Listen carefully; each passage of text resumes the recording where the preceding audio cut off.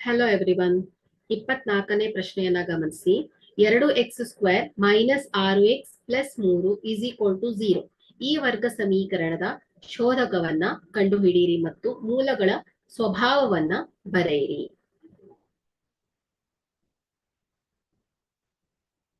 So ಇಲ್ಲಿ ಕೊಟ್ಟಿರುವ ವರ್ಗ ಸಮೀಕರಣ 2x² minus 6x plus 3 is equal to 0. So ಇಲ್ಲಿ a is equal to 2, b is equal to minus 6, c is equal to 3. So ಇಲ್ಲಿ ಈ ವರ್ಗ ಸಮೀಕರಣದ ಶೋಧಕವನ್ನ ಹುಡುಕಬೇಕು. ಸೊ ಇಲ್ಲಿ ಶೋಧಕ is equal to b square minus 4ac. So is equal to b minus 6 whole square minus 4 into a 2 ಗುಣಿಸು c 3.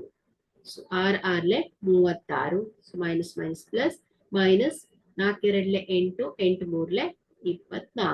So ಇದೆಷ್ಟು ಬರುತ್ತೆ 12.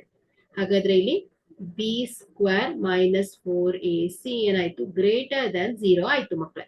ಹಾಗಾದ್ರೆ ಇಲ್ಲಿ ಈ ವರ್ಗ ಸಮೀಕರಣವು 2 ಭಿನ್ನವಾದ ವಾಸ್ತವ ಮೂಲಗಳನ್ನ ಹೊಂದಿರುತ್ತೆ. ಓಕೆ, 2 ಭಿನ್ನವಾದ ವಾಸ್ತವ ಮೂಲಗಳನ್ನ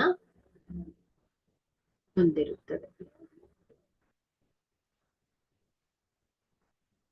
ಥ್ಯಾಂಕ್ ಯು.